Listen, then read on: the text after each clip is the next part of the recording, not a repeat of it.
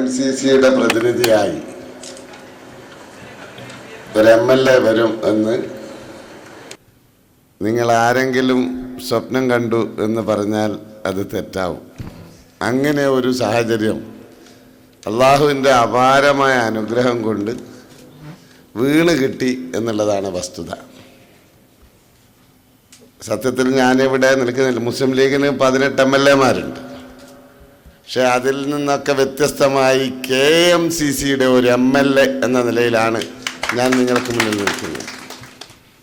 ഞാനിത് പറയുന്നത് ഞാനൊരു കുറേ കാലം പ്രവാസിയായിരുന്ന ഒരാളാണ് എന്ന നിലയിലല്ല. ഞാൻ ഇപ്പോഴും പ്രവാസിയാണ്.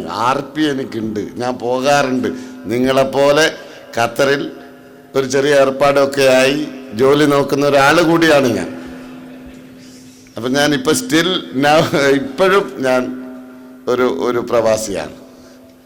അപ്പോൾ അത് തന്നെയാണ് എനിക്കിവിടെ വരുമ്പോൾ എവിടെ പോയാലും കിട്ടാത്ത ഊർജം ഗൾഫ് നാടുകളിൽ വരുമ്പോൾ. സത്യം പറഞ്ഞാൽ കാരണം ഞാൻ നിങ്ങളുടെ പ്രതിനിധിയാണ്. എന്നെ നാട്ടിൽ അറിയുന്നതും കാണുന്നതും എന്നെ കുറ്റ്യാടി വിട്ടാൽ ജനങ്ങളൊക്കെ സ്വീകരിക്കുന്നതും നിയമസഭയിൽ പോയാൽ എല്ലാ MLA-മാരും എന്നെ കാണുന്നതും ഒക്കെ ഒരു KMCC MLA എന്ന നിലയിലാണ്, ഒരു പ്രവാസി പ്രതിനിധി എന്ന നിലയിലാണ്.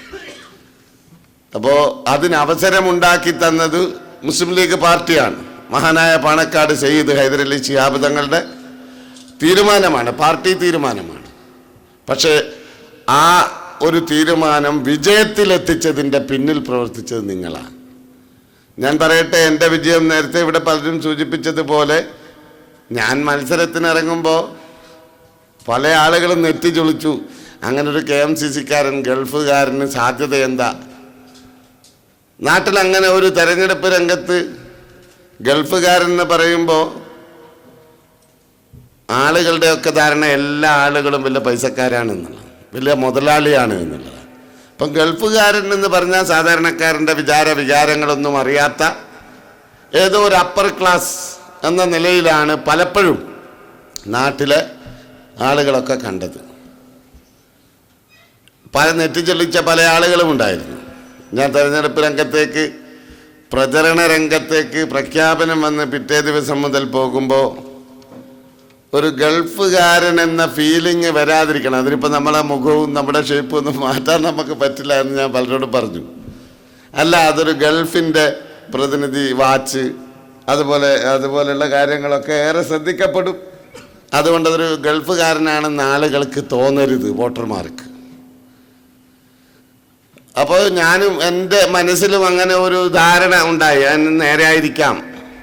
കാരണം എല്ലാ വിഷയങ്ങളിലും നമ്മുടെ നാട്ടിൽ കേരളക്കരയിൽ ജനപക്ഷത്ത് നിന്നുകൊണ്ട് ജനകീയ പ്രശ്നങ്ങൾക്ക് പരിഹാരം കണ്ടെത്തുന്ന സംഘടന ഏത് എന്ന് ചോദിച്ചാൽ അതിന് മുസ്ലിം ലീഗും KMCC-യുമാണ്.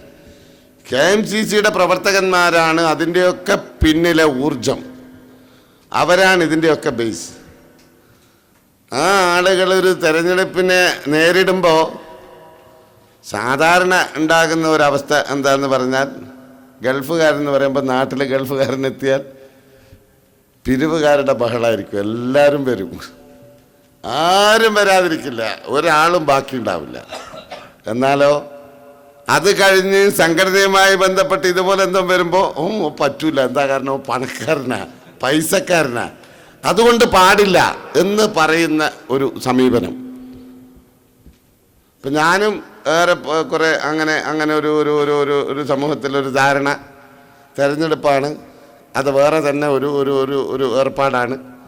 അപ്പോൾ അതിൽ നമ്മുടെ നിലപാടിൽ വീഴ്ച വന്നു പോകരുത് എന്നൊക്കെയുള്ള നിലക്ക് ഞാനും ആദ്യം ശങ്കിച്ചാണ് ആളുകളുടെ ഇടയിൽ ഇറങ്ങിയത്.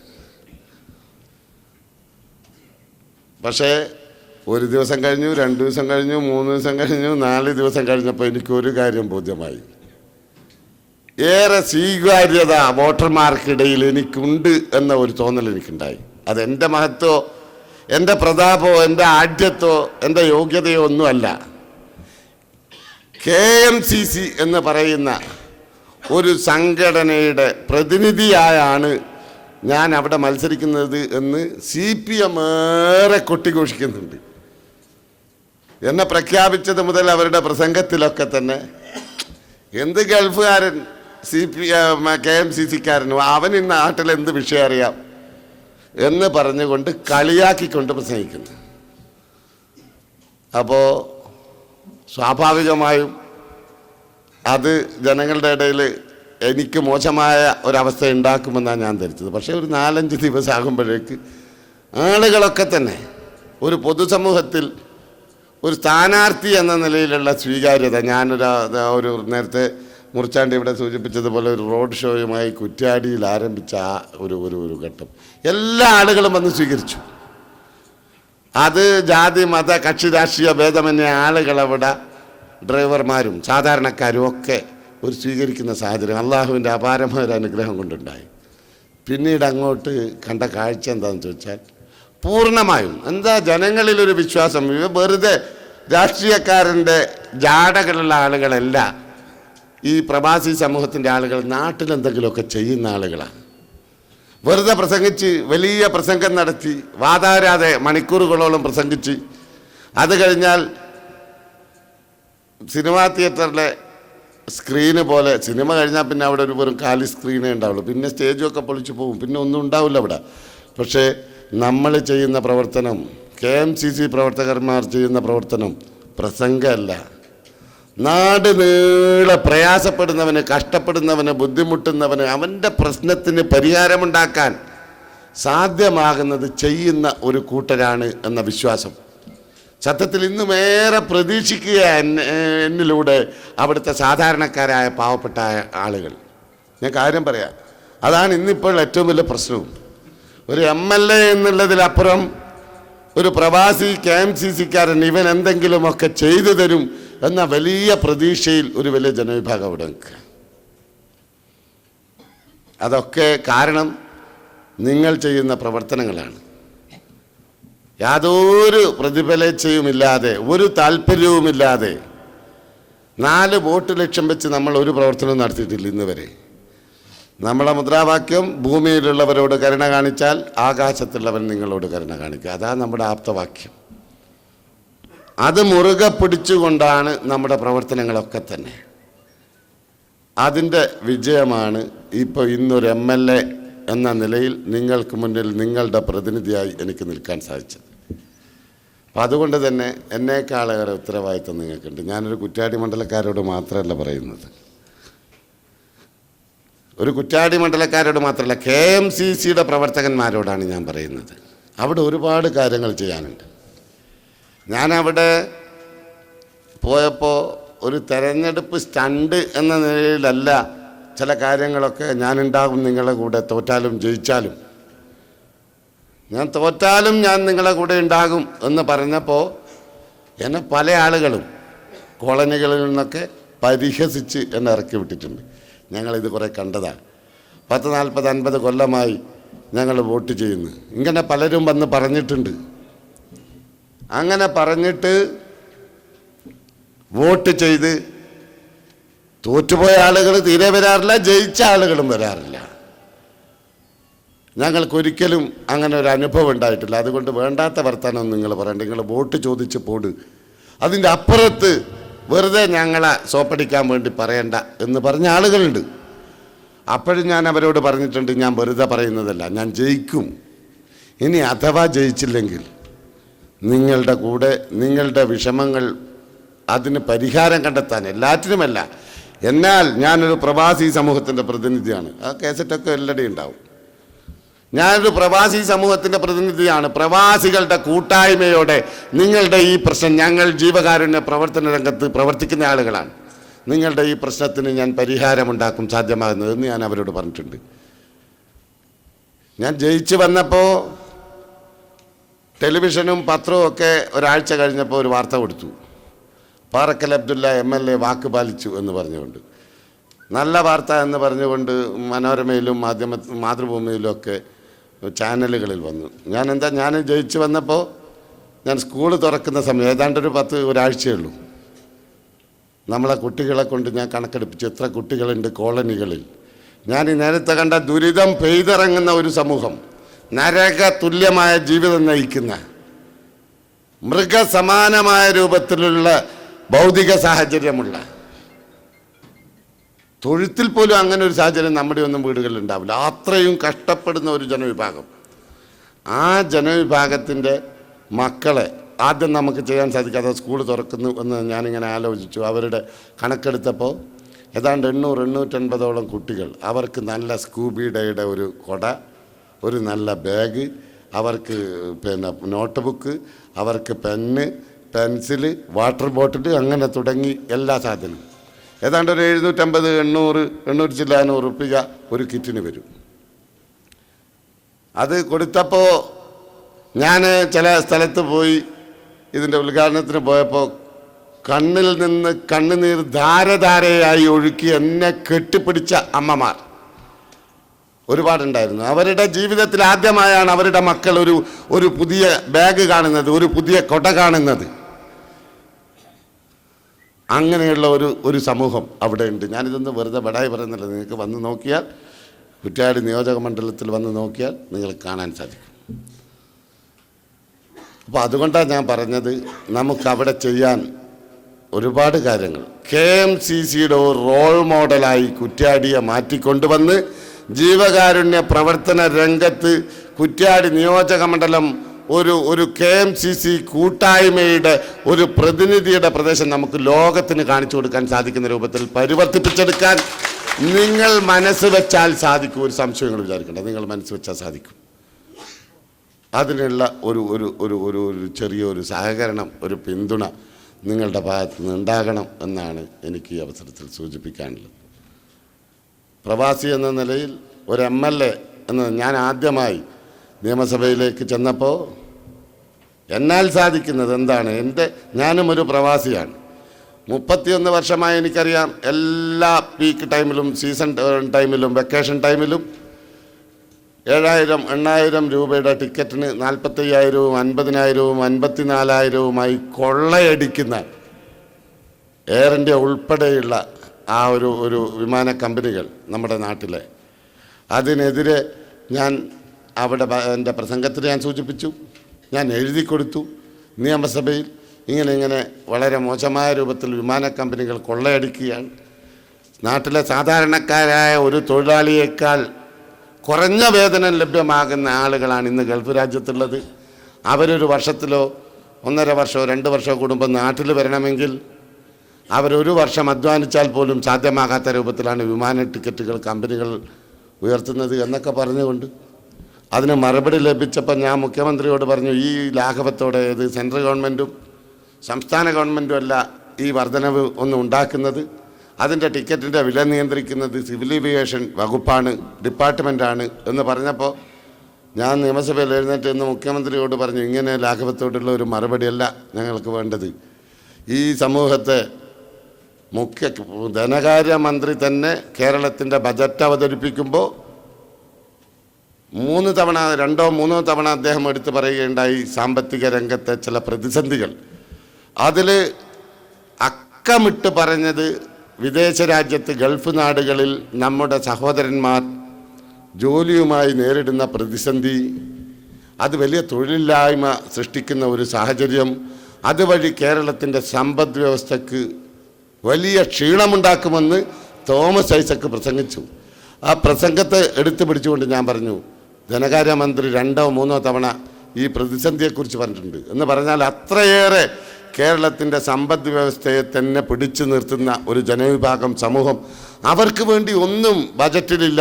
24 കോടി രൂപ ബജറ്റിൽ വകയിരുത്തി എന്നുള്ളത് ഒഴിച്ചു നിർത്തിയാൽ വേറെ ഒന്നും ഒരു പദ്ധതിയും പ്രഖ്യാപിച്ചില്ല എന്ന് പറഞ്ഞുകൊണ്ട് ഞാൻ അവിടെ പ്രസംഗിച്ചു. ഞാനിട്ട് പറഞ്ഞു, 2014 ഈ പ്രവാസി സമൂഹം 72,000 ചില്ലാനം കോടി രൂപ കേരള സംസ്ഥാനത്തിന് അയച്ചിട്ടുണ്ട്. 2015 99,000 ചില്ലാനം കോടി രൂപ റിസർവ് ബാങ്ക് ഓഫ് ഇന്ത്യയുടെ കണക്ക് പ്രകാരം അയച്ചിട്ടുണ്ട് എന്നൊക്കെ ഞാൻ നിയമസഭയിൽ ആ കണക്ക് അവതരിപ്പിച്ചുകൊണ്ട് ഞാൻ സംസാരിച്ചു. നിങ്ങൾക്കൊക്കെ ചിലപ്പോൾ ഫേസ്ബുക്കിലും ഇതിലൊക്കെ അത് കിട്ടാൻ സാധ്യതയുണ്ട്, നിങ്ങൾ പരിശോധിച്ച് നോക്കിയാൽ. അപ്പോൾ ഞാനീ പറഞ്ഞു വരുന്നത്, ഇതൊക്കെ ഉണ്ടായിട്ടും നമ്മളോട് മുഖം തിരിഞ്ഞ് കഴിഞ്ഞ ഗവൺമെൻറ് ഈ വിമാന കമ്പനിയുമായി ബന്ധപ്പെട്ട കാര്യങ്ങളിൽ ഏറെക്കുറെ ഒരു ശ്രദ്ധ ചെലുത്തുകയും എയർ കേരളയ്ക്ക് വേണ്ടി ശ്രമിക്കുകയും അതിനുവേണ്ടി ബജറ്റിൽ തുക വകയിരുത്തുകയും അതിനുള്ള ശ്രമവുമായി മുന്നോട്ട് പോവുകയൊക്കെ ചെയ്തപ്പോഴും സെൻട്രൽ ഗവൺമെൻറ്റിൻ്റെ ഭാഗത്ത് നിന്ന് പൂർണ്ണമായും നിസ്സഹകരിക്കുന്ന ഒരു അവസ്ഥ സെൻട്രൽ ഗവൺമെൻറ് വിചാരിച്ചെങ്കിൽ മാത്രമേ അത് സംസ്ഥാന ഗവൺമെൻറ്റിന് ചെയ്യാൻ സാധിക്കില്ല. എന്നിരുന്നാലും വേറെ ഒരുപാട് കാര്യങ്ങൾ ചെയ്യാൻ സാധിക്കും. ഇപ്പോൾ എന്താണ് നമ്മളെ ഒരു ഏറ്റവും വലിയൊരു പ്രശ്നം? ഞാനിപ്പോൾ പത്രക്കാരമിനിയാന്ന് ഇന്നലെ ചന്ദ്രികയിൽ KMCC വെച്ച് കണ്ടപ്പോഴും ഞാൻ പത്രക്കാരോട് പറഞ്ഞു, ഞാനും നിങ്ങളും ഒക്കെ പ്രവാസിയാണ്. സത്യത്തിൽ പ്രവാസിയുടെ പ്രശ്നം എന്ത് എന്ന് കൃത്യമായി ഐഡൻറ്റിഫൈ ചെയ്തിട്ടില്ല. നമ്മൾ എന്താണ് സർക്കാർ ചെയ്യേണ്ടത്? എല്ലാവരും പറയും വിമാന ടിക്കറ്റ് ഒരു വിഷയമാണ്. പക്ഷേ വിമാന ടിക്കറ്റ് മാത്രമല്ല വിഷയം. ഒരുപാട് പ്രശ്നങ്ങൾ നമ്മളിവിടെ നിന്ന് 10, 25, 30 വർഷക്കാലം ഇവിടെ ജീവിച്ച ആളുകൾ 30 വർഷം 35 വർഷം അവസാനം മാറാരോഗവും ഒരുപാട് ബാധ്യതകളുമായി തിരിച്ച് വണ്ടി കയറുക, ജോലിയില്ല, ആരോഗ്യം അനുവദിക്കാത്ത സാഹചര്യം, തിരിച്ച് നാട്ടിലെത്തുമ്പോൾ തിരിഞ്ഞു നോക്കാൻ ആരുമില്ലാത്ത സാഹചര്യം. വിസ എന്ന 2 അക്ഷരത്തിൻ്റെ മുകളിൽ മാത്രം ബഹുമാനിക്കുകയും ആദരിക്കപ്പെടുകയും ചെയ്യുന്ന ഒരു സമൂഹ പ്രവാസികൾ. വിസ ഇല്ല എന്ന് പറഞ്ഞാൽ, വിസയൊക്കെ നഷ്ടപ്പെട്ടാണ് വന്നത് എന്ന് പറഞ്ഞാൽ പിന്നെ തിരിഞ്ഞു നോക്കാൻ പോലും നമ്മുടെ നാട്ടിലെ ആളുകളില്ലാത്ത ഒരു സാഹചര്യമാണ്. 10, 25, 30 വർഷക്കാലം പുതിയ ജനറേഷൻ അതറിയില്ല. പഴയ ജനറേഷൻ നമ്മൾ 1980കളിലും 70, 75, 78 കാലഘട്ടങ്ങളിൽ വന്ന ആളുകൾ, അവർ വരുമ്പോൾ ഇന്നത്തെ തലമുറ കാണുന്ന ഒരു സാഹചര്യമല്ല കേരളക്കരയിൽ. പട്ടിണിയും അരപ്പട്ടിണിയും അർദ്ധപ്പട്ടിണിയും മുഴുപ്പട്ടിണിയുമായി ജീവിക്കുന്ന കൊച്ചു കൂരകൾ, ചോർന്നൊലിക്കുന്ന മഴ നനയുന്ന കൊച്ചു കൂരകൾ, കട്ടപ്പുര, ഓടുവെച്ച പുരയും അതുപോലെ തന്നെ കല്ലിൻ്റെ വീടും വളരെ അപൂർവമായി മാത്രമുണ്ടായിരുന്ന പ്രദേശങ്ങൾ. അവിടെ നിന്നാണ് 1970-കൾക്ക് ശേഷം 75, 78, 80 കാലഘട്ടങ്ങളിൽ വരുന്ന നമ്മുടെ സഹോദരന്മാർ. അവർ വന്നിട്ട് ചെയ്ത എന്താ? ആദ്യം 3, 4 പെങ്ങന്മാരുണ്ടാവും, അവരെ കെട്ടിച്ചയക്കും. പിന്നീട് ഈ കൂട്ടുസ്വത്തായ നമ്മുടെ കുടുംബ വീട്ടിൽ അതിൻ്റെ പണി നടത്തും. ആ പണിയൊക്കെ കഴിഞ്ഞ് സ്വന്തം മക്കളുടെ കല്യാണവും സ്വന്തം വീടിൻ്റെ പ്രശ്നവും വരുമ്പോഴത്തേക്ക് ഏതാണ്ട് രോഗിയായി മാറിയിട്ടുണ്ടാവും മഹാഭൂരിഭാഗം ആളുകളും. മക്കളെ കല്യാണം കഴിപ്പിച്ചേക്കാൻ, സ്വന്തമായ ഒരു വീടുണ്ടാക്കാൻ സാധ്യമാകാത്ത സാഹചര്യം. അങ്ങനെയാണ് നമ്മുടെ ഒരു വലിയ തലമുറ ഇന്നും അതിൻ്റെ പേരിൽ യാതന അനുഭവിക്കുന്ന ആളുകളാണ് നാട്ടിൽ. അവരൊക്കെയാണ് ഇന്നിപ്പോൾ രോഗവുമായി തിരിച്ചു പോകുന്നത്. അവിടെ ചെന്നാൽ ഞാൻ ഈ തെരഞ്ഞെടുപ്പിൽ കണ്ടൊരു കാഴ്ചയുണ്ട്. ഞാൻ ഏതാണ്ട് ഒരു 10, 68, 70 പെട്ടിക്കടകൾ കണ്ടു തെരഞ്ഞെടുപ്പ് സമയത്ത്.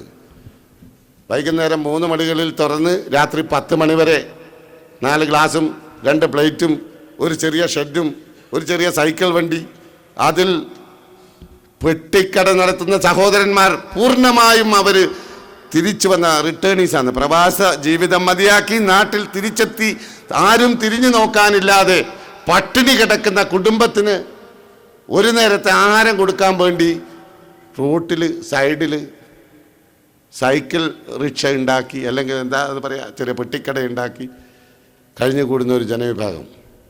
അപ്പോൾ ഇവരുടെയൊക്കെ പ്രശ്നം ഞാൻ പത്രക്കാരോട് പറഞ്ഞു, നമുക്കൊന്ന് അത് നമ്മളും പ്രവാസി സംഘടനകളും ഒക്കെ ഇരുന്ന് 1, 2, 3 എന്തൊക്കെയാണ് പ്രശ്നം പരിഹരിക്കേണ്ടത്, ഗവൺമെൻറ്റിന് സഹകരണ മേഖലയിൽ എന്തൊക്കെ ചെയ്യാൻ സാധിക്കും, ജോലിയുമായി ബന്ധപ്പെട്ടുകൊണ്ട് അതുപോലെ തന്നെ ഉള്ള കാര്യങ്ങളിലൊക്കെ തന്നെ ഇവിടെ നിന്ന് തിരിച്ചു പോകുന്ന ആരോഗ്യമുള്ള ചെറുപ്പക്കാർ, നിതാക്കാത്തുമായി ബന്ധപ്പെട്ടുകൊണ്ട്, അതുപോലെ ഇവിടെ നിന്ന് തന്നെ മണ്ണിൻ്റെ മക്കൾ വാദവുമൊക്കെയായി ഇപ്പോൾ എല്ലാ രാജ്യത്തു നിന്നും ആളുകളൊക്കെ തിരിച്ചു പോകേണ്ട സാഹചര്യം വരികയാണ്. അവരെയൊക്കെ നമ്മുടെ നാട്ടിൽ ഒരുപാട് സാധ്യതയുണ്ട്. നന്നായി അതിനെ ഒന്ന് നമുക്ക് ക്രോഡീകരിക്കാൻ സാധിച്ചാൽ നാട്ടിൽ ഒരുപാട് സാധ്യത ഇന്നുണ്ട്. അപ്പോൾ അതിനു വേണ്ടി ഒരു ചർച്ച സംഘടിപ്പിച്ച്, ഒരു സെമിനാർ സംഘടിപ്പിച്ച് തീരുമാനമെടുത്ത് 1, 2, 3 തീരുമാനങ്ങളെടുത്ത് നമുക്ക് സർക്കാരിൻ്റെ മുന്നിൽ സമർപ്പിക്കാൻ സാധ്യമാകുന്ന ഒരു സാഹചര്യം ഉണ്ടാകണം എന്ന് ഞാൻ പത്രക്കാരോട് പറഞ്ഞു. അതുകൊണ്ട് ഞാനൊരു പത്രസമ്മേളനം നടത്തി. ഞാൻ MLA എന്ന നിലയിൽ പ്രവാസികൾക്ക് വേണ്ടി അത് ചെയ്യും ഇത് ചെയ്യും എന്ന് പറയാൻ വേണ്ടിയല്ല നിങ്ങളെ വിളിച്ചത് എന്ന് അവരോട് ഞാൻ പറഞ്ഞു. അതുകൊണ്ട് അവരും അത് സ്വീകരിച്ചു, എല്ലാ ആളുകളും. നമുക്കങ്ങനെ ഒരു ചർച്ച വേണം. എന്നിട്ട് നമുക്കിരുന്ന് എന്താണ് പ്രവാസികളുടെ പ്രശ്നം എന്നുള്ളത് ഒന്ന് ഐഡൻറ്റിഫൈ ചെയ്യണം. അപ്പം ഞാൻ അതിനു വേണ്ടി പറഞ്ഞിട്ടുണ്ട് ഇവരോടൊക്കെ, KMCCയുടെ നേതാക്കന്മാരോടൊക്കെ. അപ്പം ഞാൻ പറഞ്ഞു വരുന്നത്, എന്തെങ്കിലുമൊക്കെ ഒരു പ്രവാസി എന്ന നിലയിൽ, ഒരു MLA എന്ന നിലയിൽ അണ്ണാരക്കണ്ണനും തന്നാലായത് എന്ന് പറഞ്ഞതുപോലെ ഞാൻ എൻ്റെ ഭാഗത്തു നിന്നുള്ള ശ്രമമുണ്ടാകും എന്ന് നിങ്ങൾക്ക് വാക്ക് തരികയാണ്. പിന്നെ മറ്റ് കാര്യങ്ങൾ എന്ന് പറഞ്ഞാൽ ഇപ്പോൾ 1-2 വിഷയങ്ങളാണ്. നിങ്ങളൊക്കെ വളരെ വളരെ ഞാൻ എന്താ പറയുക എന്ന് വിചാരിച്ചിരിക്കുന്ന 1-2 കാര്യങ്ങളുണ്ട്. ഒന്ന് നാദാപുരത്ത് നടന്ന കൊലപാതകം, മറ്റൊന്ന് വേളം പഞ്ചായത്തിൽ കുറ്റ്യാടി നിയോജക മണ്ഡലത്തിൽ പുത്തലത്ത് നടന്ന കൊലപാതകം. ഞാൻ പറയട്ടെ, പുത്തലത്ത് SDPIക്കാരൻ വെട്ടിക്കൊന്നതും ഇപ്പുറത്ത് CPMകാരൻ വെട്ടിക്കൊന്നതും രണ്ടും ഒരേപോലെ വിമർശിക്കപ്പെടേണ്ടതാണ്. പുത്തലത്ത് നസ്രുദ്ദീൻ എന്ന് പറയുന്ന പൊന്നുമോനെ ജീവിതത്തിൽ ഒരു കുറ്റവും ഒരു കളങ്കവുമില്ലാതെ ജീവിച്ച ഒരു മനുഷ്യൻ, 10-22 വയസ്സേ ഉള്ളൂ. കണ്ടാൽ നമ്മുടെ ഫിലിം സ്റ്റാർ മമ്മൂട്ടിയുടെ മകൻ ദുൽഖർ സൽമാൻ, എന്താ അതിനേക്കാളും സൗന്ദര്യമുള്ള മോൻ. ആ പ്രദേശത്ത് പോയി അവിടുത്തെ ഒരു ഹിന്ദുവിനോ അവിടുത്തെ ഒരു മുസൽമാനോ അവിടുത്തെ ഒരു CPMകാരനോ അവിടുത്തെ ഏതെങ്കിലും രാഷ്ട്രീയക്കാരനോ ഈ മോൻ മോശക്കാരനായിരുന്നു, അല്ലെ അവന് കുറച്ച് എടുത്തുചാട്ടക്കാരനായിരുന്നു എന്ന് പറയാൻ ഒരു കുട്ടിക്കും സാധിക്കില്ല. എല്ലാ ആളുകൾക്കും നല്ലൊരു മോനായിരുന്നു, എല്ലാം അനുസരിക്കുന്ന, എല്ലാറ്റോടും സഹകരിക്കുന്ന, എല്ലാവർക്കും ഉപകാരം ചെയ്യുന്ന ഒരു നല്ല മോൻ എന്ന് മാത്രമേ പറയാനുണ്ടായിരുന്നുള്ളൂ. എന്തിനാ നസ്രുദ്ദീനെ വെട്ടിക്കൊന്നത്? നസ്രുദ്ദീന് തിരിഞ്ഞിട്ടില്ല. അവൻ മരിക്കാൻ പോകുമ്പോൾ മരണത്തിന് ഭയങ്കര വേദനയുണ്ട് എന്ന് നസ്രുദ്ദീൻ ആ ആംബുലൻസിൽ അവസാനം കോഴിക്കോട് എത്താൻ പോകുമ്പോൾ എരഞ്ഞിപ്പാലത്തിനടുത്തെത്തുമ്പോൾ പറയുന്നത്, ഉപ്പാനോടും ഉമ്മാനോടും ഒക്കെ പൊരുത്തപ്പെടാൻ പറയണം, മരണത്തിന് ഭയങ്കര വേദനയാ എന്ന് പറഞ്ഞ പൊന്നു മോൻ മരിച്ചു പോയത് എന്തിനു വേണ്ടിയാ? SDPIക്കാരൻ എന്ന് പറയുന്ന കാപാലികർ എന്തിനു വെട്ടിക്കൊന്നു അവനെ? നിങ്ങൾ ചിന്തിക്കണം. ഒരെ കൊല്ലണ്ടേ? ആ കൊല്ലണ്ടേ? അസ്ലമിന്റെ കാപാലികരെ മാത്രം കൊന്നാ മതിയോ? ഇവരെയും കൊല്ലണ്ടേ? ആദ്യം കൊല്ലേണ്ടതാര്യ? എന്താ SDPIക്കാരനെ കൊല്ലാൻ മുസ്ലിം ലീഗിന്റെ പ്രവർത്തകന്മാർക്ക് എന്തോ വിഷമമുണ്ടായിട്ടാ? എന്തോ വിഷമമുണ്ടോ? SDPIക്കാരനെ കൊല്ലാൻ നമുക്കെന്താ പ്രയാസമുണ്ടോ? ലീഗുകാരന് എന്താ വിഷമം? ഒരു വിഷമവുമില്ല. പക്ഷേ നാട്ടിൽ സമാധാനം വേണം, അതുകൊണ്ടാണ് കൊല്ലാതിരുന്നത്. നാട്ടിൽ സമാധാനം വേണം. രാജ്യം കലുഷിതമായി, നാട്ടിലെ സമാധാനം തകർന്ന് അരക്ഷിതാവസ്ഥയുണ്ടായി, ബഹളമയമായ ഒരു അന്തരീക്ഷത്തിലേക്ക് നാട് പോകരുത്. അതുകൊണ്ടാണ് SDPIക്കാരനെയും കൊല്ലാതിരുന്നത്. അല്ലാണ്ട് പകരം കൊല്ലാൻ മുസ്ലിം ലീഗിന് ശക്തി ഉണ്ടാകാതെ പോയിട്ടല്ല. നിങ്ങൾ മനസ്സിലാക്കണം. കൊന്ന ബഷീറിന് പറഞ്ഞൂടെ എന്തിനാ ഇവനെ കൊന്നത്? അതതിൻ്റെ ഒരു വലിയ ഭീകരത. കാശിന് വേണ്ടി, എന്തിനു വേണ്ടി? ആളുകളെ ഭീഷണിപ്പെടുത്തുക. SDPIക്കാരെന്ന് പറഞ്ഞാൽ എല്ലാവരും പേടിക്കണം. അവൻ കടലെടുക്കും, ജീവനെടുക്കും. അവൻ ജീവനെടുക്കും. എന്നിട്ടോ എന്നാൽ നിങ്ങളുടെ വീട്ടിൽ വന്നാൽ 500 ചോദിച്ചാൽ 5000 വാങ്ങണം. അങ്ങനെ വാങ്ങിയിട്ട് പോലീസ് സ്റ്റേഷൻ വിലക്ക് വാങ്ങി എല്ലാ ക്രിമിനൽ മാടമ്പിത്തരങ്ങളും ചെയ്തിട്ട് പോലീസ് സ്റ്റേഷൻ വിലക്ക് വാങ്ങി നിയമത്തിൻ്റെ മുന്നിൽ നിന്ന് രക്ഷപ്പെടണം. അതാ സ്വഭാവം. ലക്ഷങ്ങൾ പിരിക്കുക. ഏത് പാർട്ടി, എന്ത് പാർട്ടി, കണക്ക് ചോദിക്കാൻ ആരുമില്ല. ഓരോ പ്രദേശത്തും ഇവർ പിരിച്ചെടുക്കുക. എന്നിട്ട് കുറച്ച് ക്രിമിനൽ സംഘം കുശാലായി ജീവിക്കുക. അനുവദിക്കില്ല മുസ്ലിം ലീഗ്. സംശയം വിചാരിക്കണ്ട. അപ്പോൾ അങ്ങനെ ഒരു വിഷയം മറച്ചു വെക്കുക എന്നുള്ളത് ഒരു വീണ് കിട്ടിയ നിധിയായി ഇപ്പോൾ നാദാപുരത്തെ ഇവർ മാറ്റുക. അതാ നാദാപുരത്തിൻ്റെ വിഷയം. നിങ്ങൾ കാണേണ്ടത് ആരാ? ഇവർ വലിയ ബഡായിയൊക്കെ പറയുന്നുണ്ടല്ലോ. 2015 ജനുവരി 22 രാത്രി 10 മണിക്കാണ് ഷിബിനെ കൊല്ലുന്നത്. എന്തിനാ കൊന്നത്? ഒരു ചെറിയ കശപിശയുണ്ടായി. ഒരു വണ്ടി, 2 സൈക്കിളിൻ്റെ മുകളിൽ 2 നമ്മുടെ കുട്ടികൾ പോകുമ്പോൾ ഈ ഷിബിനും 3 പേരും ഒരു പാലത്തിനടുത്തിരുന്നപ്പോൾ പൊടിതെറിച്ചു എന്ന് പറഞ്ഞുകൊണ്ട്, സ്പീഡിൽ പോയി പൊടിതെറിച്ചു എന്ന് പറഞ്ഞുകൊണ്ട് ചെറിയ വാക്കേറ്റമുണ്ടായി. അത് പിന്നീട് ഒരു കശപിശയായി. അതവസാനം കൊലപാതകത്തിൽ കലാശിച്ചു. അതാണ് ഇതിൻ്റെ തുടക്കം. പിറ്റേ ദിവസം 23-ാം തീയതി രാവിലെ കാലത്ത് ഞാൻ പുലർച്ചെ രാത്രി 10-10:30 മണിക്കാ മരണം നടക്കുന്നത്. സ്ഥിരീകരിച്ച് വരുന്നത് ഏതാണ്ട് ഒരു 11-12 മണിയായിട്ടുണ്ടാകും. രാവിലെ ഞാൻ എഴുന്നേറ്റ് ജില്ലാ സെക്രട്ടറി മോഹനൻ മാസ്റ്ററെ വിളിച്ചു, കുഞ്ഞാലിക്കുട്ടി സാഹിബിനെ വിളിച്ചു. കുഞ്ഞാലി സാഹിബ് പറഞ്ഞു, ഞാൻ CPM-ൻ്റെ ലീഡേഴ്സിനോട് പറയാം, നീ വിളിക്ക് ഇവരെയൊക്കെ. ഞാൻ മോഹനൻ മാസ്റ്ററെ വിളിച്ചു. മോഹനൻ മാഷോട് ഞാൻ പറഞ്ഞു, മോഹനൻ മാഷെ, ഈ കൊലപാതകവും രാഷ്ട്രീയവുമായി യാതൊരു ബന്ധവുമില്ല, മുസ്ലിം ലീഗുമായി ഇതിന് യാതൊരു തരത്തിലുള്ള ബന്ധവുമില്ല. ഇത് രണ്ട് കുട്ടികൾ തമ്മിൽ അവിടെ നിന്നുണ്ടായ ചില വർത്തമാനത്തിൻ്റെ പേരിലുണ്ടായ കച്ചപിച്ചയിൽ സംഭവിച്ച ഒരു കാര്യമാണ്. ഇതും പാർട്ടിയുമായി നിങ്ങൾ രാഷ്ട്രീയവൽക്കരിക്കരുത്. കാരണം നേരത്തെ ഉണ്ടായ ചില വിഷയങ്ങളുടെ അനുഭവത്തിൻ്റെ വെളിച്ചത്തിലാണ് നമ്മൾ പറയുന്നത്. നാട് കത്തും, ഇവർ കത്തിക്കും. അതുകൊണ്ട് സമാധാനത്തിന് വേണ്ടി എന്താണോ ഏതറ്റം വരെ പോകാൻ ഇതാ ഞങ്ങൾ നിങ്ങളുടെ കൂടെയുണ്ട്. ഇതൊരു CPM ലീഗ് സംഘർഷമായി, സംഘടനമായി, കൊലപാതകമായി നിങ്ങൾ ചിത്രീകരിക്കരുത്, മാറ്റരുത് എന്ന് രാവിലെ 8 മണി 7:30 മണിക്ക് വിളിച്ചാൻ പറഞ്ഞു. കുറ്റാടി അന്നത്തെ MLA-യോടും പറഞ്ഞു ഞാൻ. ഞങ്ങൾ അതിന് തന്നെ ശ്രമിക്കുന്നത്, നിങ്ങളും അത് നോക്ക് എന്നൊക്കെ എന്നോട് പറഞ്ഞു.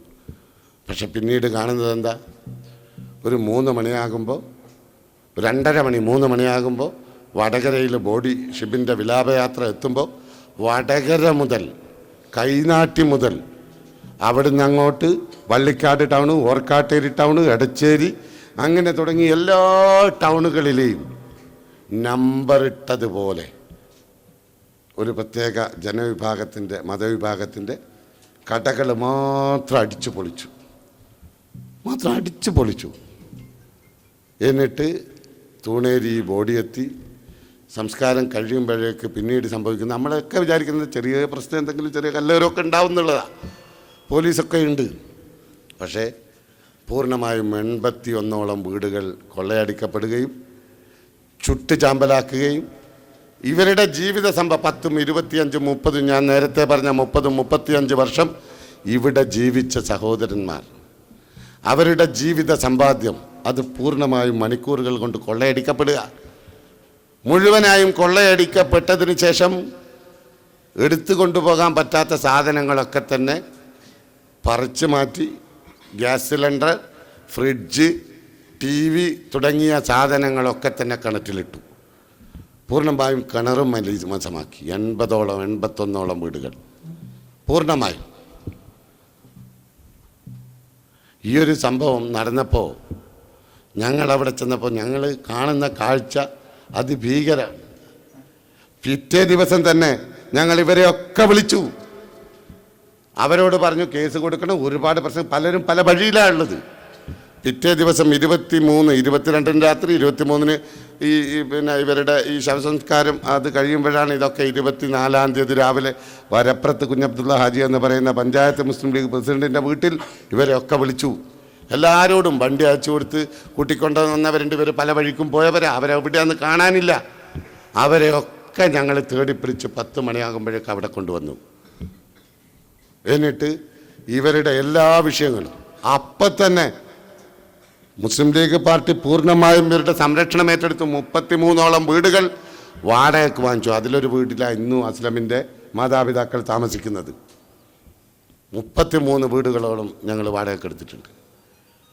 അവർക്കൊക്കെ ഈ 81 വീട്ടുകാർക്ക് ആർക്കൊക്കെയാണ് ആവശ്യം മുഴുവൻ സാധനങ്ങളും അവിടെ ഇരിട്ടി സ്റ്റോർ നാദാപുരത്ത് ഏൽപ്പിച്ചു. എന്തൊക്കെയാണ് വേണ്ടത്, അരിയും ചില്ലാനും സാധനങ്ങളും, പച്ചമുളക്, വെളിച്ചെണ്ണ, മുളക്, കൊത്തമ്പാരി, മല്ലി, എന്തൊക്കെയാണ് വേണ്ടത് ഇത് മുഴുവൻ ആവശ്യം എന്താണോ ഏൽപ്പിച്ചു കൊടുത്തു.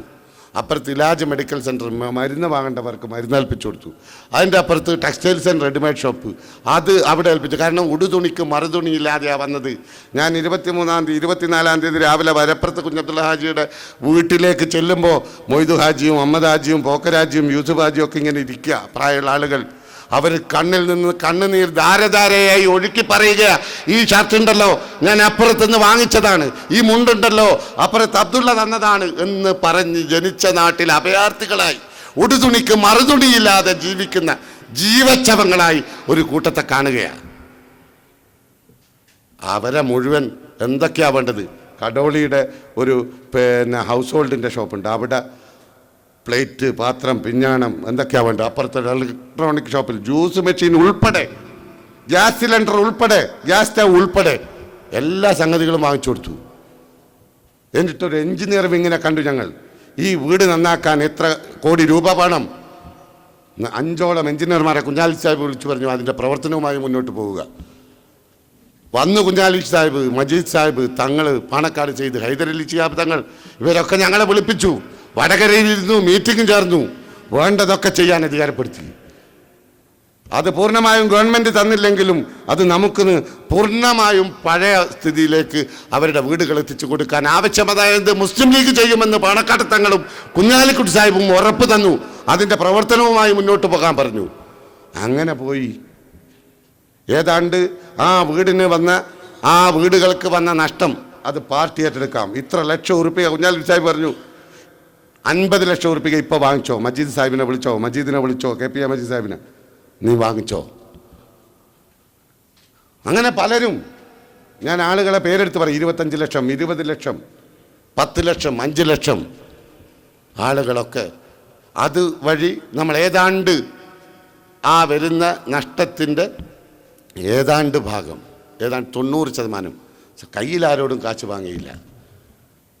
ഈ ചെലവൊക്കെ ഞങ്ങൾ വഹിച്ചു. ഇവർക്ക് വേണ്ടതൊക്കെ പിരിക്കാൻ ഞങ്ങൾ നിന്നില്ല. പിരിച്ച കാശ് പണി തുടങ്ങുമ്പോൾ ഇത്രാം തീയതി പണി തുടങ്ങണം എന്നുള്ള ഒരു നീയത്തോടെ നമ്മൾ നിൽക്കുമ്പോഴാണ് മഹാത്ഭുതമായി ഇന്ത്യ രാജ്യത്തിൻ്റെ ചരിത്രത്തിൽ തുല്യതയില്ലാത്ത സംഭവം. കേരളത്തിൻ്റെ മുഖ്യമന്ത്രി 6 മന്ത്രിമാരും ഇവിടെ വന്നു, ആഭ്യന്തരമന്ത്രി ഉൾപ്പെടെ. അവരിതൊക്കെ നോക്കിക്കണ്ടു. അവിടെ പോയി കുഞ്ഞാലിക്കുട്ടി സാഹിബിൻ്റെ നേതൃത്വത്തിൽ ക്യാബിനറ്റ് യോഗം ചേർന്നു. എന്നിട്ട് ഇവരുടെ നഷ്ടം പൂർണ്ണമായും ഐക്യ ജനാധിപത്യ മുന്നണിയുടെ ഗവൺമെൻറ് ഏറ്റെടുത്തിരിക്കുന്നു എന്ന പ്രഖ്യാപനമുണ്ടായി. അങ്ങനെയാണ് ഇതൊക്കെ ചെയ്ത് തീർത്തത്. നിങ്ങൾ ആലോചിക്കണം, വർഗീയ കലാപം നടന്നിടത്ത് ഒരു മുഖ്യമന്ത്രിയുടെ ആഫീസിലെ പ്യൂണ് പോയ ചരിത്രം ഇന്ത്യ രാജ്യത്തിൻ്റെ ചരിത്രത്തിൽ കാണാൻ സാധിക്കില്ല. അവിടെയാണ് മുഖ്യമന്ത്രി ഉൾപ്പെടെ 6ഓളം മന്ത്രിമാർ അവിടെ വന്ന് ഇത് പൂർണ്ണമായും ഏറ്റെടുത്ത്. പാസ്പോർട്ട് നഷ്ടപ്പെട്ടവൻ പോകേണ്ട പാസ്പോർട്ട് ഓഫീസിൽ ഒരു എഴുത്ത് തന്നാൽ മതി, ഒപ്പിട്ട് ഒരു കടലാസിൽ. റേഷൻ കാർഡ് നഷ്ടപ്പെട്ടവൻ, യൂണിവേഴ്സിറ്റി സർട്ടിഫിക്കറ്റ് നഷ്ടപ്പെട്ടു പോയവൻ, അങ്ങനെ പല രേഖകളും നഷ്ടപ്പെട്ടു പോയവൻ, അവൻ്റെ വീട്ടിലേക്ക് വില്ലേജ് ഓഫീസിൽ നിന്ന് ആൾ വരും, താലൂക്ക് ഓഫീസിൽ നിന്ന് തഹസിൽദാർ പ്രതിനിധി വരും. എഴുതി കൊടുത്താൽ മതി ഇന്നെടുത്ത് ഇന്നയാൾ. നിങ്ങൾ എവിടെയും പോകണ്ട. മുഖ്യമന്ത്രി ഇവരെ വിളിച്ചിരുത്തി കാട്ടുമരത്തിൽ അബൂബക്കർ ഹാജിയുടെ വീട്ടിൽ വിളിച്ചിരുത്തിയിട്ട മുഖ്യമന്ത്രി പറയും നിങ്ങൾ എവിടെയും പോകണ്ട, നിങ്ങളുടെ എല്ലാ പേപ്പറും എല്ലാ കടലാസും എടുത്തു. അങ്ങനെ ചെയ്തു കൊടുത്ത ഒരു ഗവൺമെൻറ്റും ഒരു മുഖ്യമന്ത്രിയും ഒരു വ്യവസായ വകുപ്പ് മന്ത്രിയും ലോക ചരിത്രത്തിൽ കാണാൻ സാധിക്കുമോ? എന്നിട്ടാ ചോദിക്കുന്നത് എന്ത് ചെയ്തു. ഞാൻ ചോദിക്കട്ടെ, ഞാൻ അവിടെ കണ്ട ഒരുപാട് കാഴ്ചയുണ്ട്. ഞാൻ വിചാരിച്ചെന്താ, ഈ 181 വീടുകൾ തകർന്നപ്പോൾ മുസ്ലിം ലീഗുകാരോടാണല്ലോ ഇളയറ്റിലെ നമ്മൾ പറയുന്നത് എന്ത്, നിങ്ങൾ സമാധാനിക്കുന്നു. ഇത് ലീഗുകാരല്ലേ നമ്മൾ പറയുന്ന സമാധാനം കേൾക്കുള്ളൂ. വേറൊരു കൂട്ടരുണ്ടല്ലോ ഇവിടെ സമുദായത്തിൻ്റെ പ്രൊട്ടക്ഷൻ ഏറ്റെടുത്ത എല്ലാം ഞങ്ങൾ നോക്കും എന്ന് പറയുന്ന ഒരു കൂട്ടരില്ലേ, ഓരിപ്പം ഇവിടെ വന്ന് ഭയങ്കര ബഹളം ഉണ്ടാക്കുമല്ലോ റബ്ബേ. ഓരിപ്പം ഇവിടെ വന്നിട്ട് എന്താ ചെയ്യാ?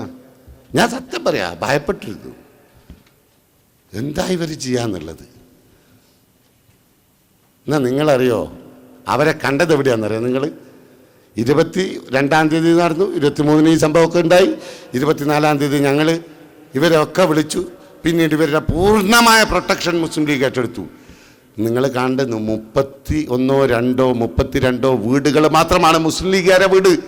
ബാക്കി മുഴുവൻ APക്കാരൻ്റെ വീടുണ്ട്, കോൺഗ്രസ്സുകാരൻ്റെ വീടുണ്ട്, CPM ആയ മുസ്ലിങ്ങളുടെ വീടുണ്ട്, ജനതാദളുകാരായ മുസ്ലിങ്ങളുടെ വീടുണ്ട്. അവിടെ 10, 30, 32 വീടാ മുസ്ലിം ലീഗുകാരൻ്റെ വീടുണ്ടായിട്ടുള്ളൂ.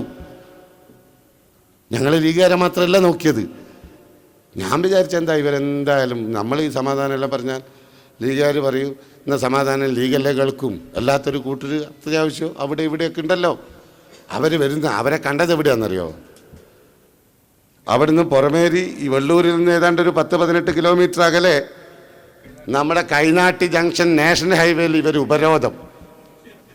സാധാരണ മൂർത്തിയിൽ മുറിഞ്ഞാൽ വേറെ ചിലയിടത്തിൽ മരുന്ന് വെക്കുക എന്നുള്ളൊരു നാടൻ പ്രയോഗമുണ്ട്. ഇവരെ കണ്ടത് അവിടെയാ. എന്നിട്ട് ആ കുളൂസ് അളക്കുന്നത്. എന്നാൽ പിന്നെ ഇവർക്കിന്ന് നമ്മുടെ ഏതെങ്കിലും ഒരു പത്രമാധ്യമം അല്ലെങ്കിൽ മീഡിയ ചാനൽ ഏതെങ്കിലും ഒന്ന് ഇതാ വെള്ളൂരിലേക്ക് തൂണേരിയിലേക്ക് ഇങ്ങനെ അപകടം CPM കാബാലികരുടെ മൃഗീയമായ ആക്രമണത്തിനിരയായ ആ പ്രതികളെ കൈകാര്യം ചെയ്യാൻ SDPIക്കാരൻ പോയിട്ട് അവൻ അറസ്റ്റ് ചെയ്തു എന്ന് ഏതെങ്കിലും ഒരു പത്രത്തിൽ നിങ്ങൾ കണ്ടോ? ഒന്നും വേണ്ട, വെറുതെ ഒന്ന് പോയിട്ട് ഒരു അറസ്റ്റ് വരിക്കുക. എന്നിട്ടാ ഇപ്പം ലീഗുകാരനെ നോക്കിയിട്ട് എന്താ ചെയ്തതെന്ന് ചോദിക്കുന്നത്. അപ്പോൾ ഇതിങ്ങനെ ഇവരെന്താ ഇപ്പം വേളത്തത് മറച്ചു വെക്കാൻ വേണ്ടി ഇത്രയും സോഷ്യൽ മീഡിയ. അപ്പോൾ ചോദിക്കും, അസ്ലമിനെ കൊന്നിട്ടില്ലേ? കൊന്നിട്ടുണ്ട്, വേദനയുണ്ട്. CPM പാർട്ടി കോടതിയുടെ വിധി നടപ്പിൽ വരുത്തി എന്ന് തന്നെയാണ് നമ്മളൊക്കെ വിശ്വസിക്കുന്നത്. ഭരണത്തിൻ്റെ ഹുങ്കിൽ വയലിൽ നിന്ന് കൂലിയും വരമ്പത്ത് നിന്ന് പണിയും എന്ന പാർട്ടി സെക്രട്ടറിയുടെ നിലപാട് നടപ്പിൽ വരുത്താനുള്ള ശ്രമമാണെങ്കിൽ LDFിൻ്റെ ഭരണം മുന്നോട്ട് കൊണ്ടുപോകാൻ നിയമമാർഗത്തിലൂടെ അത് തടയാനും അവർക്കെതിരെ പ്രചരണം നടത്താനും അവരെ പിടിച്ചു കെട്ടാനും മുസ്ലിം ലീഗും UDFും സദാ സന്നദ്ധരായിരിക്കുമെന്ന കാര്യത്തിൽ നിങ്ങൾ ഒരു തർക്കവും വേണ്ട, ഒരു സംശയവും വേണ്ട. പക്ഷെ പ്രശ്നം എവിടെയാ? ഇപ്പോഴും പ്രതികളെ പിടിച്ചിട്ടില്ല. ഇതിൽ CPM വളരെ കൃത്യമായ ചില കളി കളിക്കുന്നു എന്നാണ് നമ്മൾ മനസ്സിലാക്കുന്നത്. അതിനെതിരെ ശക്തമായ മുന്നേറ്റം ഉണ്ടാവും. നമ്മൾ നോക്കുക, പ്രതികളെ പിടിക്കും, ഇന്ന് പിടിക്കും, നാളെ പിടിക്കും, സൂചന കിട്ടിയിട്ടുണ്ട്, വണ്ടി കിട്ടിയിട്ടിട്ട് ഞങ്ങൾ വല വീശുകയാണ്, പ്രതികളായി വരുന്നു എന്നൊക്കെ പറയുന്നുണ്ട്, പ്രതികൾ ഞങ്ങളുടെ കസ്റ്റഡിയിലേക്ക് വരുന്നു എന്നൊക്കെ പറയുന്നുണ്ട്. അതിനുവേണ്ടി ഒരു ചെറിയൊരു ഒരു സമയം എന്നുള്ള നിലയിലാണ് നമ്മളത് കാണുന്നത്.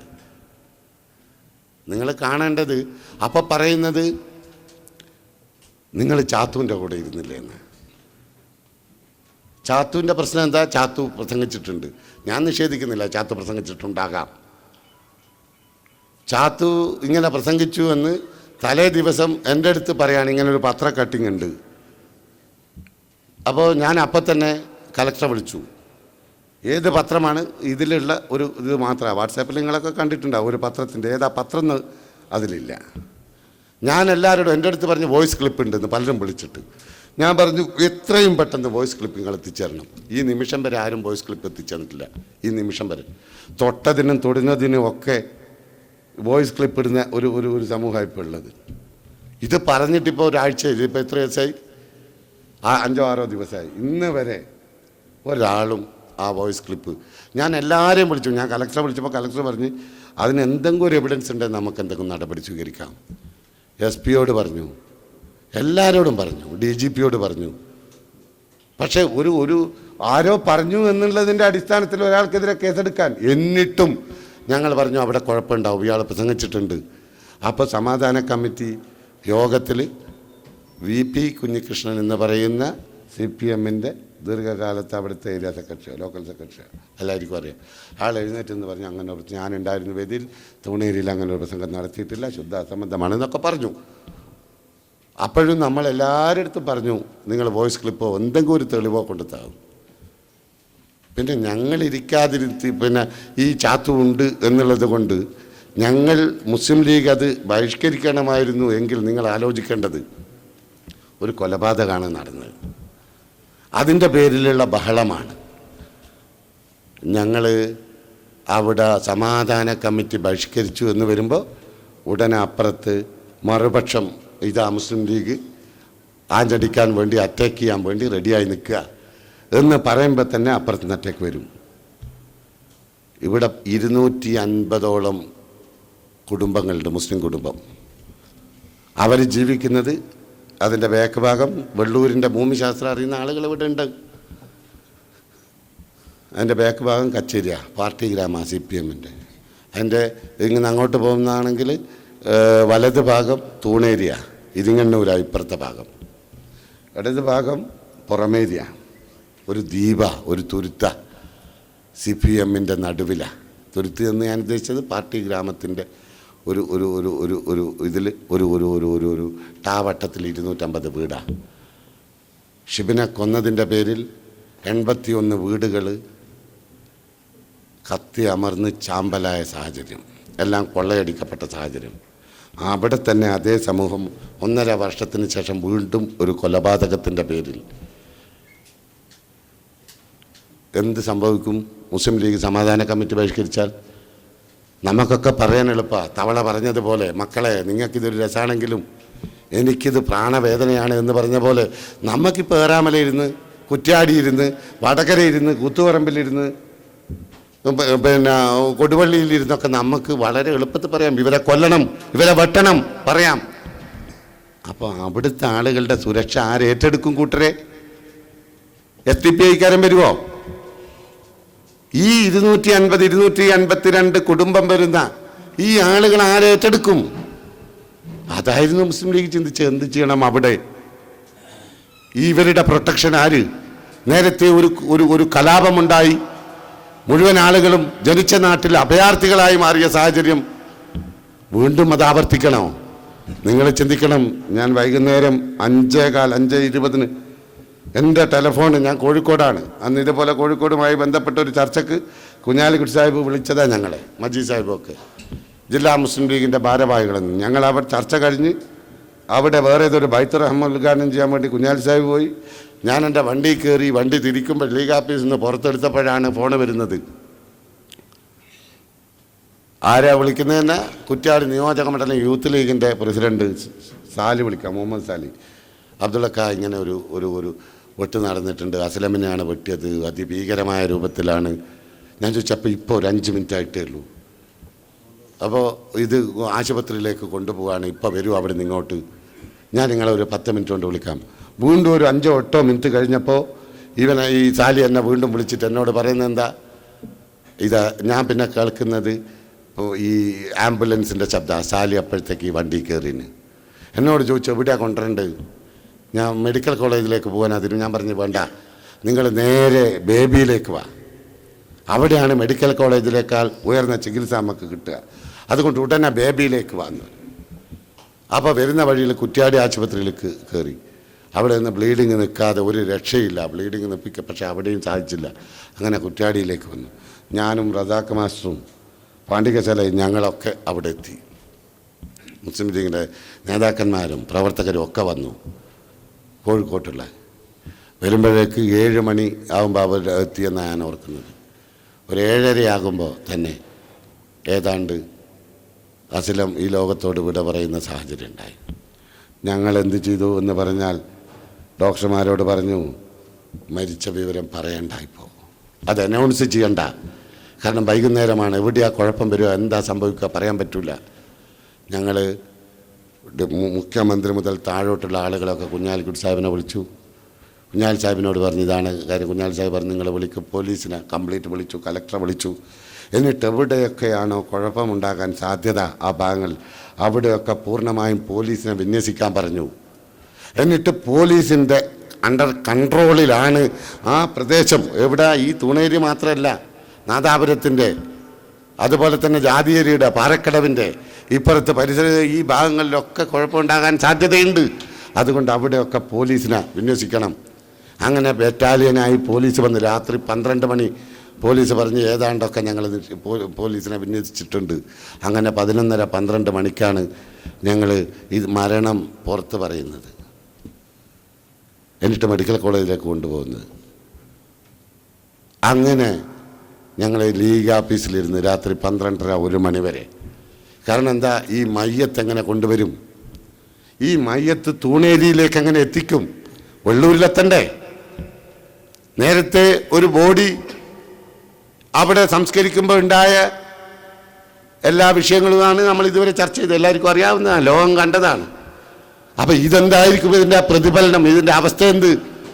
അപ്പോഴാണ് അവിടുന്ന് പറയുന്നത് ഞങ്ങളോട്, അത് തൂണേരി അല്ല, മയ്യത്തിങ് നാദാപുരത്ത് തന്നെ എന്ന് ചോദിക്കുന്ന ആളുകളാണ് ആ തൂണേരി ഉള്ളത്. അവരെ കുറ്റം പറഞ്ഞിട്ട് കാര്യമില്ല. ഇതെങ്ങനെ ഇവിടെ കൈകാര്യം ചെയ്യും? ഈ പള്ളി, അസ്ലമിൻ്റെ ജന്മനാടായ പള്ളിയിൽ എങ്ങനെ ഈ മയ്യത്തെത്തിക്കും എന്നുള്ള ആശങ്ക എല്ലാവർക്കും.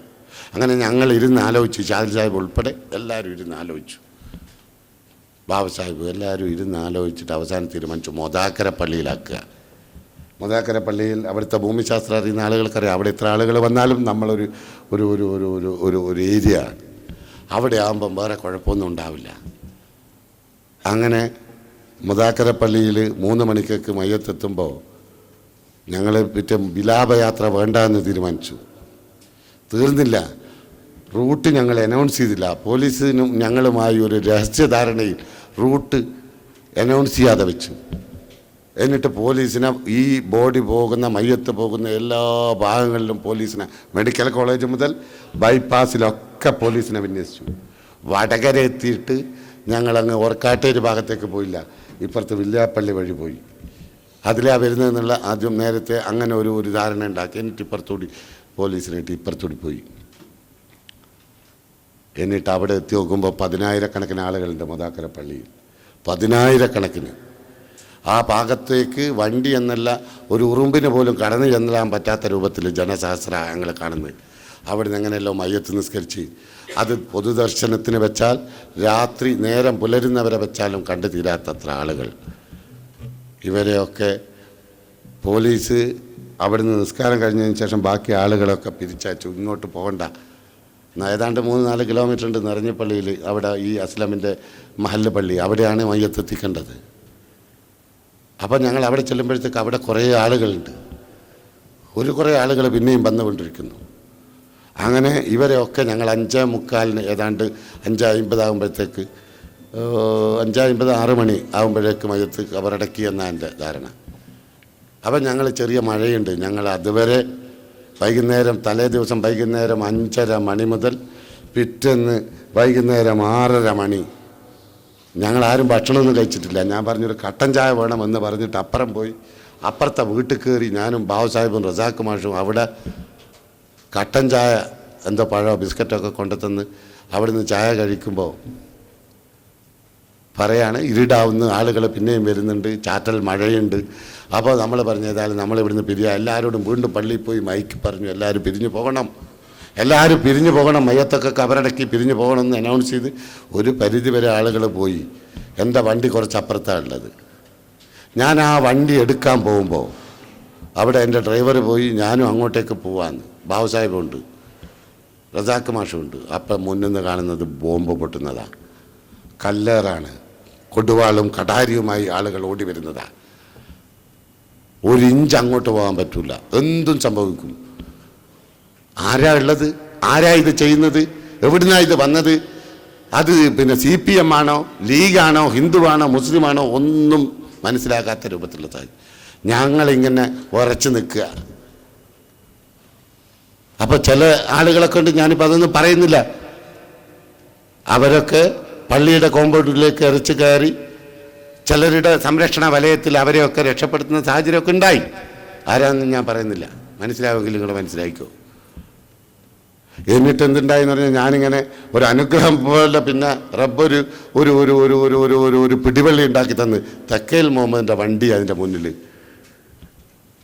തക്കേലിനോട് പറഞ്ഞ് ഏതെങ്കിലും നിലക്ക് ഇത് കയറി വണ്ടി ഞങ്ങൾ കയറി, ഞാനും ബാബു സാഹിബും റസാഖ് മാഷും കയറി ആ വണ്ടിയിൽ വിട്ടു. ഞങ്ങളെ മുന്നിൽ പുറമേരി ടേണിങ്ങിലെത്തുമ്പോൾ കൊടുവാളുമായി ആളുകൾ നിൽക്കുക, കൊടുവാളുമായി കൈകാര്യം ചെയ്യാൻ വേണ്ടിയിട്ട്. ഏതെല്ലോ നിലയിൽ രക്ഷപ്പെട്ടു, പുറമേരിയിൽ നിന്ന് രക്ഷപ്പെട്ടു. ഞാൻ ഏതാണ്ട് എന്നിട്ട് എൻ്റെ വണ്ടി ഞാൻ ഓർക്കാട്ടേരി വെയിറ്റ് ചെയ്തു. വേറെ എവിടെയും വെയിറ്റ് ചെയ്യാൻ പോലും ധൈര്യമില്ല. ഓർക്കാട്ടേരി ആകുമ്പോൾ നമ്മളെ നാടാണല്ലോ. എന്നിട്ട് ആ വണ്ടി വരുത്തി. ആ വണ്ടിയിൽ ഞാൻ കയറി ഇരിക്കുമ്പോൾ മുതൽ ഈ വടകര എത്തുമ്പോഴേക്ക് തുരുതുര ഫോണാ. ഖദീജ വിളിക്കുന്നത്, നബീസ് വിളിക്കുന്നത്, സുബൈദ വിളിക്കുന്നത്, എല്ലാ ഭാഗത്തു നിന്നും ടെലഫോണാ.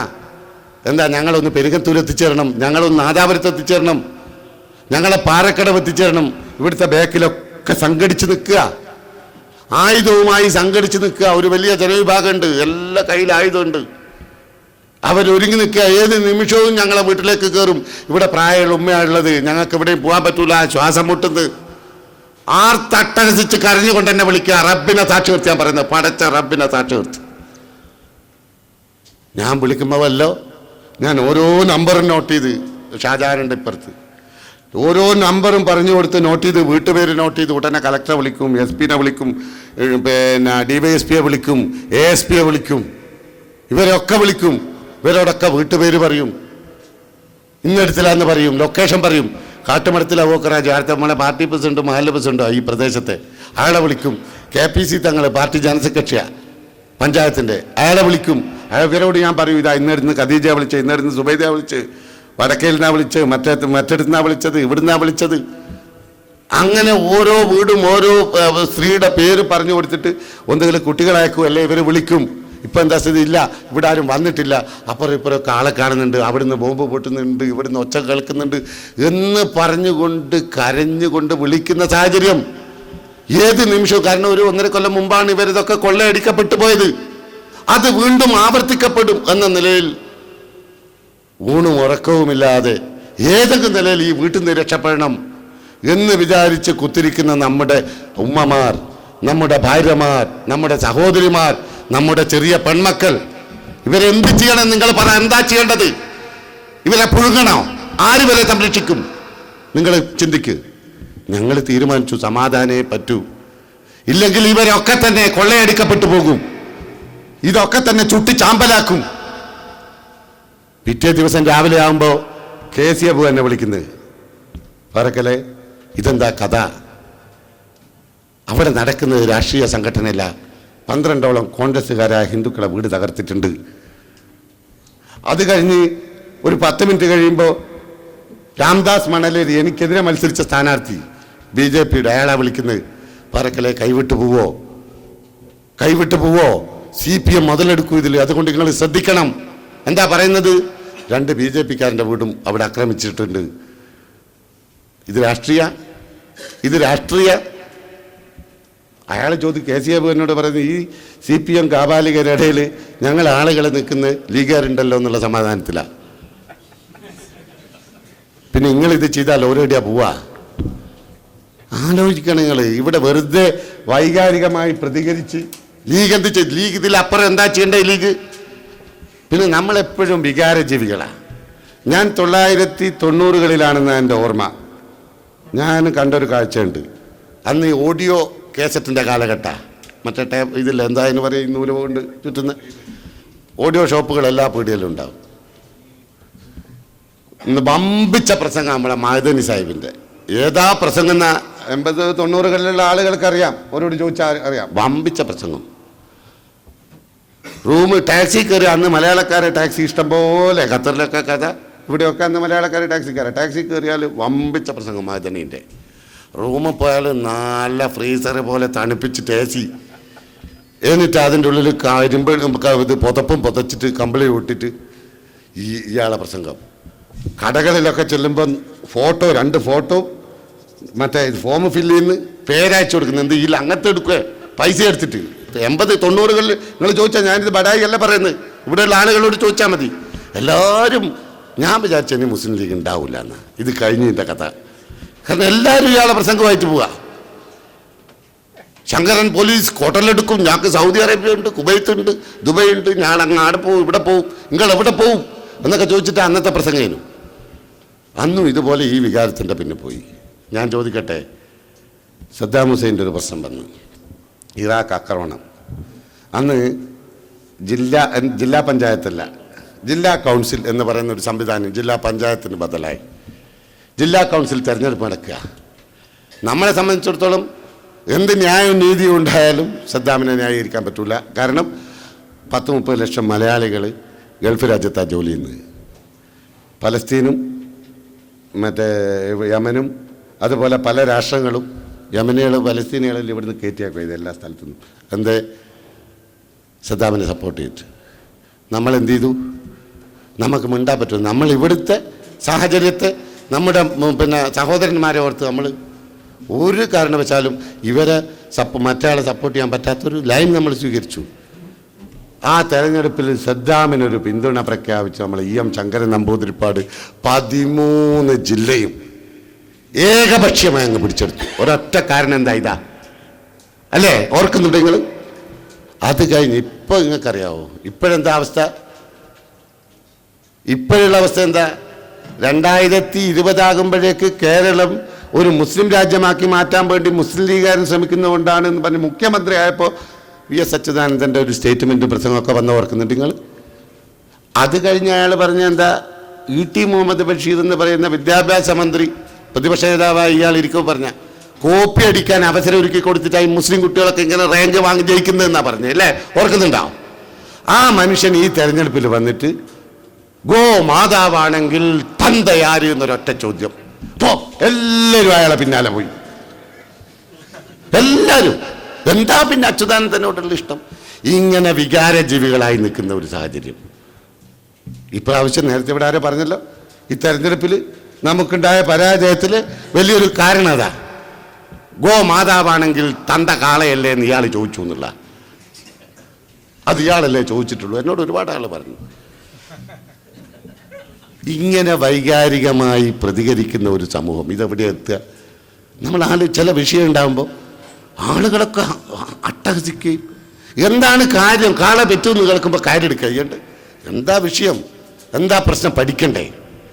സോഷ്യൽ മീഡിയയിൽ 4 ആളുകൾ എന്തെങ്കിലും പറയുക, എന്നിട്ട് അതിന് ലൈക്ക് അടിച്ച് അത് ഷെയർ ചെയ്ത് ഒട്ടാകെ ലോകം മുഴുവൻ നമ്മളെ കുട്ടികളായി ചർച്ച ചെയ്യുക, അതിൻ്റെ പേരിൽ ബഹളം ഉണ്ടാക്കുക. അതുകൊണ്ട് ഞാൻ ചുരുക്കുകയാണ്. ഇല്ല, ഇനി ഞാൻ 11 മണിയല്ലേ, അപ്പം ഞാൻ ചുരുക്കുക. എനിക്ക് പറയാനുള്ളത്, ഇങ്ങനെ വൈകാരികമായി നമ്മൾ പോയാൽ നമ്മൾ എവിടെ എത്തില്ല. നിങ്ങൾ കാര്യം മനസ്സിലാക്കണം. മുസ്ലിം ലീഗിൻ്റെ നേതാക്കന്മാർ നമ്മൾ രാജ്യത്ത് നിങ്ങൾ കണ്ട്, ഞാൻ പാറക്കൽ അബ്ദുള്ള MLA എന്ന നിലയിൽ ഇവിടെ വന്ന് നിൽക്കുന്നത്, നിങ്ങൾ അഭിമാനത്തോടെ എന്നെ സ്വീകരിക്കുന്നത് നിങ്ങൾക്ക് എന്തോ ലാഭം കിട്ടുമെന്ന് വിചാരിച്ചിട്ടാ? നിങ്ങളെ കയ്യിൽ നിന്ന് നഷ്ടമേ ഉണ്ടാവുള്ളൂ. നമ്മളൊക്കെ കയ്യിൽ നിന്ന് നഷ്ടം. ഈ ഇരിക്കുന്ന KMCC-ക്കാർക്കൊക്കെ നഷ്ടമാണ്. നമ്മളെ പൊതുപ്രവർത്തനം എന്ന് പറയുന്നത് നമ്മളിങ്ങനെ ജീവിതത്തിൽ കണ്ടിട്ടില്ലാത്ത ആളുകളെ സഹായിക്കുന്ന ആളുകളാകുമ്പോൾ എല്ലാ ദിവസവും നമ്മൾ റോട്ട് മക്കിഞ്ഞ് കൈനീട്ടുന്ന ആളുകളാണ്. ഇപ്പം ഞാൻ MLA ആയ വകയിൽ നിങ്ങൾക്ക് കുറച്ചുകൂടെ കൂടുതൽ ബാധ്യത ഉണ്ടാകുക. വേറൊന്നും നിങ്ങൾക്ക് ഉണ്ടാവില്ല, ഒരു നേട്ടവും. 5 പൈസയുടെ നേട്ടമില്ല എന്ന് മാത്രമല്ല, നിങ്ങൾക്ക് ആയിരക്കണക്കിന് രൂപയുടെ നഷ്ടം ഉണ്ടാകുക അല്ലേ? നമ്മളിത് ലാഭത്തിന് വേണ്ടിയാ? നമുക്കെന്തോ കിട്ടുമെന്നുള്ള ഒരു സമൂഹത്തിൻ്റെ, ഒരു സമുദായത്തിൻ്റെ നിലനിൽപ്പ്, അന്തസ്സാർന്ന നിലനിൽപ്പ്, ഹോണറബിൾ എക്സിസ്റ്റൻസ് ഇസ്മായിൽ സാഹിബ് പറഞ്ഞ്, അഭിമാനകരമായ അസ്തിത്വം, അത് നിലനിർത്തിയോ? നിങ്ങൾ പരിശോധിച്ചോ നിങ്ങളത് നിലനിർത്തിയിട്ടുണ്ടോ ഇല്ലേ? അത് പരിശോധിക്കാൻ വലിയ ബുദ്ധിയൊന്നും വേണ്ട. പശ്ചിമ ബംഗാളിൽ നിന്ന് വരുന്ന കുറച്ച് ആളുകൾ, നമ്മളിപ്പോൾ നാട്ടിലുണ്ടല്ലോ, ലക്ഷക്കണക്കിന് ലക്ഷോപലക്ഷം വരുന്ന ബംഗാളികൾ കേരളക്കരയിലുണ്ട്. കേരളത്തിൻ്റെ തെരുവോരം, എൻ്റെയും നിങ്ങളുടെയും വീട്ടുമുറ്റത്ത്, എൻ്റെയും നിങ്ങളുടെയും അടുക്കളയിൽ ജോലി ചെയ്യുന്ന ഇപ്പം അവരാ. ആടുകളെപ്പോലെ മാടുകളെപ്പോലെ എല്ലുമുറിയ പണി ചെയ്യുന്ന അടിമകളെപ്പോലെ ജോലി ചെയ്യുന്ന ഒരു ജനവിഭാഗം. വിദ്യാഭ്യാസം തൊട്ട് തീണ്ടിയിട്ടില്ല. വിദ്യാഭ്യാസം എന്തെന്നവർക്കറിയില്ല. പോകട്ടെ, ഫാത്തിഹ ഓതാൻ അറിയാവും, നമസ്കാരത്തെക്കുറിച്ചറിയാം. പേര് വല്ല ജീലാനിയും മലിക്കുൽ ഖുദ്ദൂസൊക്കെയാണ്. നിങ്ങളിത് അന്വേഷിച്ചവരോട് 90% മുസ്ലിങ്ങളാണ്. ഇവരുടെ അവസ്ഥ 35 വർഷം ഇടതുപക്ഷം ഭരിച്ചിട്ട് കിട്ടിയ നേട്ടായത്. ഇതിൻ്റെ അപ്പുറത്താവുകയും കേരളം. നിങ്ങൾ മനസ്സിലാക്കണം, 1920കളിൽ ബ്രിട്ടീഷുകാരനെതിരെ പൊരുതി നമ്മൾ. സ്വാതന്ത്ര്യ സമരത്തിൻ്റെ ഭാഗമായി ബ്രിട്ടീഷുകാരനെതിരെ സന്ധിയില്ലാത്ത സമരം. ബ്രിട്ടീഷുകാരൻ്റെ പീരങ്കിക്ക്, തീത്തുപ്പുന്ന പീരങ്കികൾക്ക് വിരിമാറ് കാണിച്ചു കൊടുത്ത് ആയിരങ്ങൾ മരിച്ചു വീണു. മലപ്പുറത്തും കൊണ്ടോട്ടിയിലും പൂക്കോട്ടൂരിലും അവിഭക്ത കോഴിക്കോട് ജില്ല, അന്നത്തെ കോഴിക്കോട് ജില്ലയിൽ ആയിരക്കണക്കായ ആളുകളെന്ന് മരിച്ചു പോയിട്ടുണ്ട് ബ്രിട്ടീഷുകാരനെതിരെ യുദ്ധം ചെയ്തിട്ട്. ആലു മുസ്ലിയാരും ഖിലാഫത്ത് പ്രസ്ഥാനവും ഒക്കെ നിങ്ങൾക്കറിയാം, ഞാൻ ആ ചരിത്രം പറയുന്നില്ല. ആ അന്നത്തെ കലാപത്തിൽ, അന്നത്തെ ബ്രിട്ടീഷുകാരനെതിരെയുള്ള യുദ്ധത്തിൽ മരിച്ചുപോയ ആയിരക്കണക്കായ ആളുകൾ, അവരുടെ യതീമായ മക്കളെ സംരക്ഷിക്കാൻ, ഒരു നേരത്തെ ആഹാരം കൊടുക്കാൻ, ഉടുതുണിക്ക് മറുതുണി കൊടുക്കാൻ ഒരു നേതാവും കേരളക്കരയിൽ ഉണ്ടായിരുന്നില്ല. 1920-ൽ ഒരു ആഢ്യനും ഒരു പണക്കാരനും ഒരു പ്രമാണിയും ഉണ്ടായിരുന്നില്ല കേരളക്കരയിൽ. പഞ്ചാബിൽ നിന്ന് വന്ന 2 മുസ്ലിം സഹോദരന്മാർ, കസൂരി ബ്രദേഴ്സ് എന്ന് പറയുന്ന 2 മുസ്ലിം സഹോദരന്മാർ, അവർ വന്നിട്ടാണ് കോഴിക്കോട്ട് അങ്ങാടിയിലെ പട്ടുതെരുവിൽ ആദ്യമായി JDT എന്ന് പറയുന്ന സ്ഥാപനം ഉണ്ടാക്കിയത്. പരിശോധിച്ചോ, നിങ്ങൾ ചരിത്രം പഠിച്ചോ? എന്തിനു വേണ്ടിയാണ് ഉണ്ടാക്കിയത്? JDT കോഴിക്കോട്ട് അങ്ങാടിയിലെ പട്ടുതെരുവിൽ ഉണ്ടാക്കിയ ആദ്യം എന്തിനു വേണ്ടി? ഈ കുട്ടികളെ സംരക്ഷിക്കാൻ. അന്യ മതസ്ഥർ അവരുടെ മതാചാര പ്രകാരം ഈ മക്കളെ എടുത്തു വളർത്തുന്ന സാഹചര്യം വരെ ഉണ്ടായി. അന്നും തിരിഞ്ഞു നോക്കാൻ ആരുമില്ല. ആ ഒരു സമൂഹത്തെ കൈപിടിച്ചുയർത്തിക്കൊണ്ടുവന്ന് എവിടെ വരെ എത്തിച്ചിപ്പോൾ?